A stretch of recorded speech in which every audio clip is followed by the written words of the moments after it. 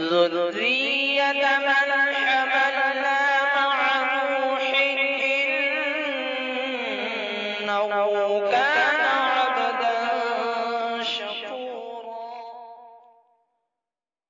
ارے سہیل بھائی کہاں گئے تھے؟ بہت دنوں سے ملاقات نہیں ہوئی، کون سی قوم میں گھس گئے تھے؟ سب خیریت تو ہے؟ ارے یار ویسے تو سب خیری ہے، لیکن گھر میں جو بڑی بھی ہے نا ان سے بڑا پریشان ہوں۔ کیوں بھائی کیا بات ہو گئی؟ بڑی بھی نے کون سا بڑا مسئلہ کھڑا کر دیا؟ ارے بھائی ابھی ڈیوٹی سے آ کر کھانا کھا کر بیٹھا ہی تھا کہ بڑی بھی نے آواز لگا دی میری گائے تو لا کر دے دو۔ اچھا تو میاں آپ کی گفتگو سے ایسا لگتا ہے آپ کی والدہ کی طبیعت خراب ہے۔ ہاں ویسے تو کوئی خاص بات نہیں ہے، یہ تو ان کا روز کا معاملہ ہے، آئے دن کچھ نہ کچھ چلتا ہی رہتا ہے، کبھی کھانسی، کبھی نزلہ، کبھی بخار، کبھی سر میں درد وغیرہ وغیرہ۔ بس بھائی جان طبیعت عاجز آ گئی ہے۔ ارے بھائی وہ آپ کی والدہ ہے، آپ کی امی ہے، امی اور آپ ان کے بارے میں کس طرح کی باتیں کر رہے ہو؟ ماں باپ کی خدمت کرنے پر تو دونوں جہاں کی کامیابی منحصر ہے۔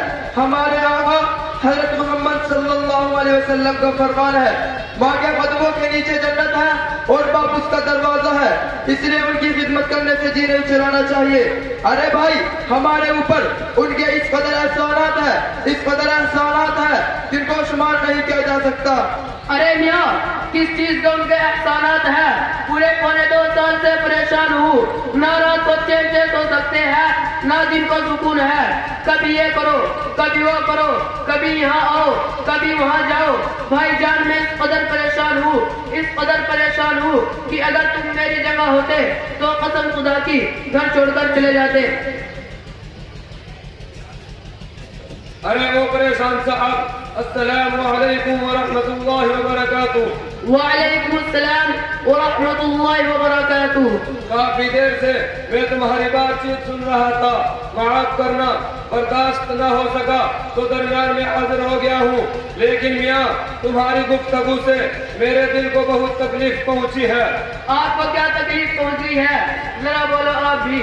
ماں کے سلسلے میں جو آپ کی سوچ ہے وہ صحیح نہیں ہے۔ کیا صحیح نہیں ہے؟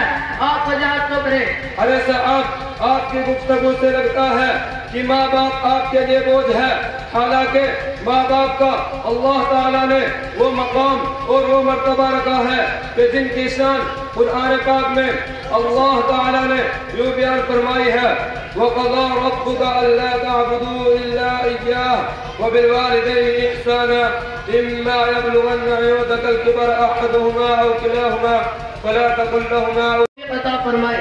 یہ باتیں آپ حضرات نے بہت غور سے سنی ہے، یہ ہم سب کے لیے ہے۔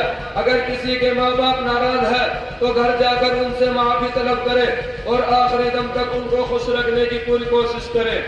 اچھا بھائی شکریہ۔ السلام علیکم ورحمۃ اللہ وبرکاتہ۔ وعلیکم السلام ورحمۃ اللہ۔